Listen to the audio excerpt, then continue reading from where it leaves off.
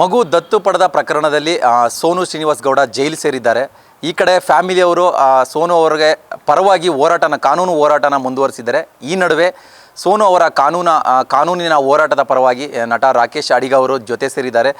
ರಾಕೇಶ್ ಅವ್ರಿಗೆ ಇದರಲ್ಲಿ ಏನು ಸಂಬಂಧ ಅಂತ ಕೇಳಿದ್ರೆ ಬಿಗ್ ಬಾಸ್ ಕಂಟೆಸ್ಟೆಂಟ್ಸ್ ಜೊತೆಗೆ ಅವರಿಗೆ ಫ್ಯಾಮಿಲಿ ಫ್ರೆಂಡ್ ಕೂಡ ಆಗಿದ್ದಾರೆ. ಸೊ ಈಗ ನಮ್ಮ ಜೊತೆಲಿ ಸ್ವತಃ ರಾಕೇಶ್ ಅವರು ಇದ್ದಾರೆ. ನಾವು ಮಾತಾಡ್ಸೋಣ ಅವ್ರನ್ನ. ಈ ಪ್ರಕರಣಕ್ಕೆ ಸಂಬಂಧಪಟ್ಟಂತೆ ಸೋನು ಶ್ರೀನಿವಾಸ್ ಗೌಡ ಅವರ ಹೋರಾಟ ಹೇಗಿದೆ, ಮುಂದೆ ಏನಿದೆ, ಅವರ ಹೋರಾಟದ ಹೆಜ್ಜೆಗಳೇನಿದೆ ಅನ್ನೋ ಬಗ್ಗೆ ಮಾತಾಡೋಣ.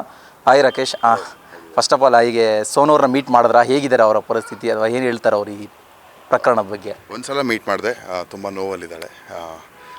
ಬಟ್ ಏನು ಹೇಳೋದು, ಸಮಾಧಾನ ಮಾಡೋಕ್ಕೆ ಹೇಳಿದ್ರು ನಮ್ಮ ಲಾಯರು. ಇಲ್ಲ, ಸಾಕಷ್ಟು ಜನ ಬಂದಿದ್ದಾರೆ ಇಲ್ಲಿಗೆ, ದೊಡ್ಡವರೇ ಜೈಲಿಗೆ ಅಂತ. ಹೌದು ಸರ್, ಅವರೆಲ್ಲ ತಪ್ಪು ಮಾಡಿ ಬಂದಿರ್ಬೋದು, ನಾನು ತಪ್ಪು ಮಾಡದೆ ಬಂದಿದ್ದೀನಿ, ನನಗಿನ್ನೂ ಅರ್ಥ ಆಗ್ತಿಲ್ಲ ನಾನೇನು ತಪ್ಪು ಮಾಡಿದ್ದೀನಿ ಅಂತ. ಅವತ್ತು ಕನ್ಫ್ಯೂಷನಲ್ಲಿದ್ದಾಳೆ.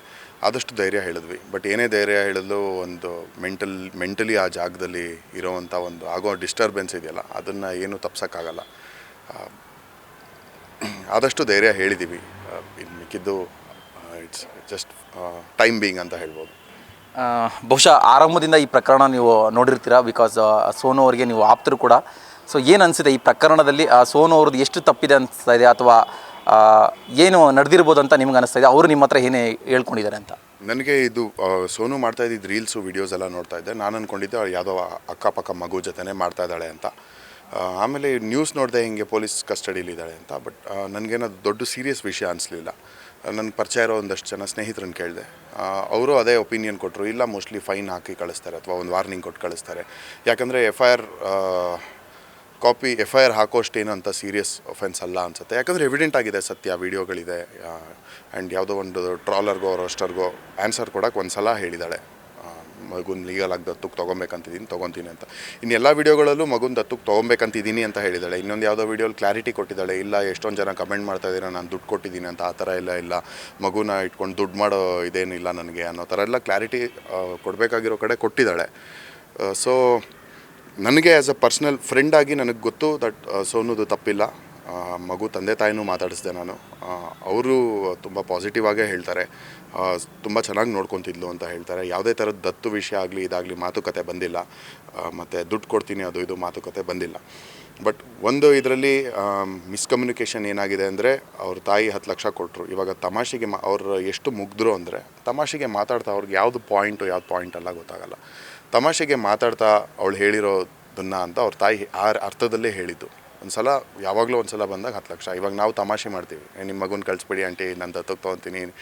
ನಾನು ಎಷ್ಟೊಂದು ಜನಕ್ಕೆ ತಮಾಷೆ ಮಾಡ್ತೀನಿ, ಕಳಿಸ್ಬಿಡಿ ನಿಮ್ಮ ಮಗುನ ಹೀರೋ ಮಾಡ್ತೀನಿ, ಹೀರೋಯಿನ್ ಮಾಡ್ತೀನಿ ಅಂತ. ಅದೊಂದು ತಮಾಷೆಗೆ ಮಾತಾಡೋವಂಥ ಮಾತು. ಆ ಥರ ತಮಾಷೆಗೆ ಮಾತಾಡಿರೋದು ಅಂತ ಅವ್ರ ತಾಯಿ ನನಗೆ ಹೇಳಿದ್ರು. ನಾನು ಕೇಳಿದೆ, ನಮ್ಮ ಹಂಗೇನಾದ್ರು ಇತ್ತ ಅಂದರೆ, ಇಲ್ಲಪ್ಪ ಆ ಥರ. ಮತ್ತು ಆ ಥರ ಅಲ್ಲಿ ಯಾಕೆ ಬಂತು ಅಂದಾಗ, ಇಲ್ಲ, ಅಲ್ಲಿ ನನಗೆ ಭಯ ಆಯಿತು. ಅದೊಂದು ವಿಷಯ ಭಯ ಆಯಿತು ನನಗೆ. ಅಲ್ಲಿ ಆ ವಾತಾವರಣ, ಯಾರೋ ಮೈಕಲ್ಲಿ ಮಾತಾಡಿದ್ದು, ಮೈಕಲ್ಲಿ ಅಂದರೆ ಫೋನಲ್ಲಿ ಮಾತಾಡಿದ್ದು ಯಾರೋ, ಅದು ನನಗೆಲ್ಲ ಹೆದರಿಕೆ ಆಯಿತು. ಅದಕ್ಕೆ ನಾನು ಹೇಳಿದೆ. ಬಟ್ ನಾನು ಆ ಅರ್ಥದಲ್ಲಿ ಹೇಳಿಲ್ಲ, ಅದನ್ನು ತಿರ್ಸಲಾಯಿತು ಅನ್ನೋ ರೀತಿ ಹೇಳಿದ್ರು. ಇವಾಗ ಕೇಳಿದೆ, ಆಯ್ತಮ್ಮ ಇವಾಗ ಏನು ಮಾಡ್ತೀರಾ ಮಗುನ? ಇಲ್ಲ, ಮಗು ಅಕ್ಕನೇ ಬೇಕು ಅಂತ ಇದೆ. ಅಕಸ್ಮಾತ್ ಆಚೆ ಬಂದರೆ ಮಗು ಏನಾರು ಅಕ್ಕನ ಜೊತೆ ಇರ್ತೀನಿ ಅಂದರೆ ಅಕ್ಕನ ಜೊತೆನೇ ಬಿಟ್ಟು ಹೋಗ್ತೀನಿ. ಸೊ ಎಲ್ಲಿಂದ ಶುರು ಆಯಿತು ಅಲ್ಲಿಗೆ. ಅಮ್ಮಂಗೆ ಪ್ರಾಬ್ಲಮ್ ಇಲ್ಲ, ಮಗು ಪೇರೆಂಟ್ಸಿಗೆ ಪ್ರಾಬ್ಲಮ್ ಇಲ್ಲ, ಆ್ಯಂಡ್ ಮಗುಗೆ ಪ್ರಾಬ್ಲಮ್ ಇಲ್ಲ. ಸೊ ಇಲ್ಲಿ ಪ್ರಾಬ್ಲಮ್ ಒಂದು ಥರ್ಡ್ ಪಾರ್ಟಿ ಇದೆ, ಅವರು ಕಂಪ್ಲೇಂಟ್ ಕೊಟ್ಟಿರೋದು. ಆ್ಯಂಡ್ ಅದ್ರ ಬಗ್ಗೆ ಮಾತಾಡಬೇಕಂದ್ರೆ 100% ಈ ಲಾನ ನಾವು ರೆಸ್ಪೆಕ್ಟ್ ಮಾಡಬೇಕು. ನಾನು ಅದನ್ನು ಚಾಲೆಂಜ್ ಮಾಡ್ತಾ ಇಲ್ಲ. ಈ ಲಾ ತುಂಬ ಇಂಪಾರ್ಟೆಂಟು ನಮಗೆ. ಯಾಕಂದರೆ ಮಕ್ಕಳು trafficking is a very big issue.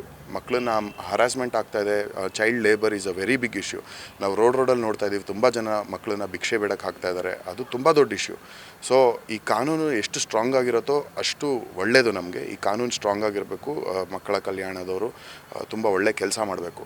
ನನ್ನ ಪರ್ಸ್ನಲ್ ಒಪಿನಿಯನ್ನು, ಈ ಸೋನು ಕೇಸ್ಗೆ ಇದು ರೆಲೆವೆಂಟ್ ಅಲ್ಲ. ಇದು ಯಾವುದೂ ರೆಲೆವೆಂಟ್ ಅಲ್ಲ. ಜೆ ಆ್ಯಕ್ಟ್ ಪ್ರಕಾರ ನಾನೊಂದು ಆರ್ಟಿಕಲ್ ಓದಿದ್ದೆ, ಬೇಕಾದ್ರೆ ನಿಮ್ಗೆ ಅದು ಲಿಂಕ್ ಕಳಿಸ್ಕೊಡ್ತೀನಿ.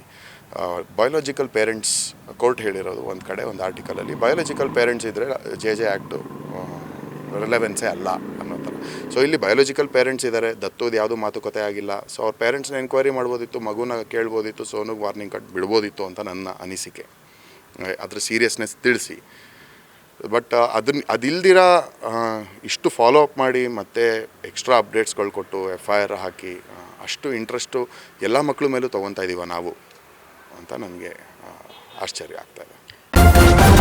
ನ್ಯೂಸ್ ಫಸ್ಟ್ ನಿರ್ಭೀತಿಯಿಂದ ನಿಮ್ಮ ಪರವಾಗಿ.